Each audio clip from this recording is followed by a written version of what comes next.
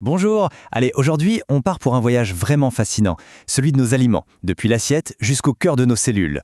Comprendre ce chemin, c'est un peu comme avoir le mode d'emploi de notre propre corps. Alors commençons par la question la plus simple en apparence, mais la plus fondamentale. Au fond, pourquoi est-ce qu'on mange? Au-delà de la faim ou du plaisir, pourquoi est-ce si vital?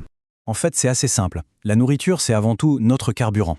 Elle nous donne l'énergie pour bouger, et même pour réfléchir, la chaleur pour ne pas être en hypothermie, et puis aussi ce sont les briques qui permettent de construire et de réparer en permanence cette incroyable machine que le corps humain. Voilà le programme du jour, on va commencer par les balles, puis on apprendra à décrypter ce qu'on mange. Ensuite, on suivra le trajet de la nourriture dans le corps, on essaiera de composer l'assiette idéale, et on verra ce qui se passe quand cet équilibre est perdu. Notre exploration, elle ne commence pas dans l'assiette, non. Elle commence bien avant, au supermarché, au moment de choisir. Apprendre à lire une étiquette, c'est la toute première étape pour devenir acteur de sa nutrition. Prenons un exemple concret. Cette étiquette, comme toutes les autres, c'est une vraie carte d'identité du produit.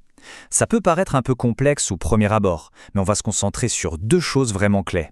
La liste des ingrédients, qui nous dit de quoi est fait l'aliment, et le tableau nutritionnel, qui nous dit ce qu'il nous apporte.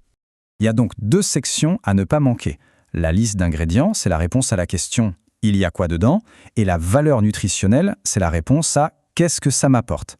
C'est toute la différence entre la composition et la contribution à notre corps. Ok, maintenant qu'on sait un peu mieux décrypter les étiquettes, intéressons-nous aux vrais héros de l'histoire, ceux qu'on trouve à l'intérieur, les nutriments. Voilà nos 4 grandes familles. Pensez-y comme à une équipe. Les glucides et les lipides, ce sont les fournisseurs d'énergie. Les protides, eux, ce sont les bâtisseurs de l'équipe. Ils construisent et ils réparent. Et les vitamines?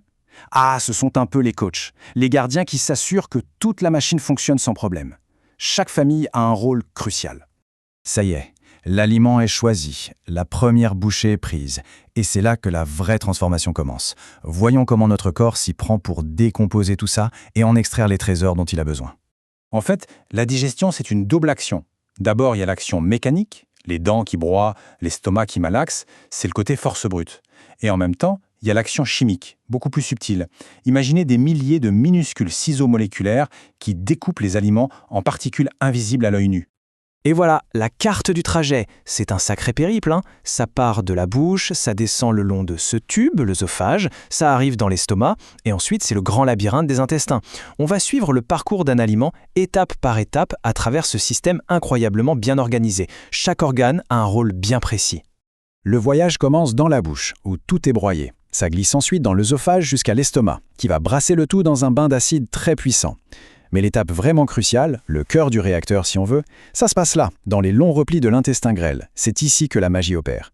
Et à la fin, le gros intestin récupère l'eau et gère les déchets. Et c'est ça le moment le plus incroyable, l'absorption. Une fois que les nutriments sont devenus minuscules, ils peuvent traverser la paroi de l'intestin et hop, passer dans le sang pour être distribués partout. C'est à cet instant précis que la carotte ou le morceau de pain qu'on a mangé devient réellement une partie de nous. Bon, on a vu le comment le corps se sert. Maintenant, la grande question, c'est le quoi. Qu'est-ce qu'on doit mettre dans nos assiettes pour que la machine tourne à la perfection, sans trop ni trop peu? La pyramide alimentaire, c'est un super outil pour ça. C'est très visuel. Tout en bas, la base de tout, l'eau. Juste au-dessus, ce qu'on devrait consommer le plus, les fruits, les légumes, les céréales. Plus on monte, plus les quantités recommandées diminuent. Et tout en haut, vraiment en petite quantité pour le plaisir, on retrouve les produits gras et sucrés. Tout est une question de proportion. Regardons un exemple concret, le petit déjeuner. À gauche, on a le petit-déj coup de fouet, céréales sucrées, confiture. Ça donne un pic d'énergie, on se sent au top, et puis 1 heure plus tard, paf, le coup de barre. À droite, un petit-déj plus malin, avec des sucres lents, des protéines. L'énergie est libérée tout doucement, tout au long de la matinée. On voit bien que le choix des aliments a un impact direct sur notre forme. C'est pour ça qu'on entend souvent dire que le petit déjeuner, c'est sacré. Et c'est logique. Partir le matin sans un bon carburant, c'est comme vouloir faire un long voyage en voiture avec le réservoir presque vide. On risque la panne sèche en milieu de matinée avec de la fatigue et des difficultés à se concentrer. Maintenant, on doit aborder un sujet plus délicat. Que se passe-t-il lorsque cet équilibre alimentaire si important est perturbé? Que ce soit par un excès ou, au contraire, par un manque. Lorsqu'on donne au corps systématiquement plus d'énergie qu'il n'en dépense, il est prévoyant. Il stocke cet excès sous forme de graisse. À long terme, cela peut mener à l'obésité. Ces chiffres montrent bien que c'est une réalité de santé publique dans de nombreux pays, un déséquilibre qui a des conséquences sérieuses. À l'autre extrême, il y a des situations qui sont bien plus que de simples régimes. Ce sont de véritables maladies, des états de grande souffrance psychologique, qui se traduisent par un rapport à la nourriture complètement déformé et douloureux. Prenons l'anorexie. C'est une maladie complexe, marquée par une peur panique de prendre du poids, qui mène à des restrictions alimentaires très sévères. La personne ne se voit plus telle qu'elle est. Les conséquences pour le corps sont absolument dévastatrices. Carence, affaiblissement, problèmes cardiaques, c'est un état de détresse qui met la vie en danger et qui nécessite une aide médicale et psychologique urgente. La boulimie, c'est un autre mécanisme. Elle se manifeste par des crises, des envies irrésistibles de manger d'énormes quantités de nourriture, avec un sentiment de perte de contrôle total. Ce n'est pas de la gourmandise, c'est une pulsion incontrôlable, presque toujours suivie par une culpabilité et une honte immense. C'est un cycle destructeur qui emprisonne et fait énormément souffrir.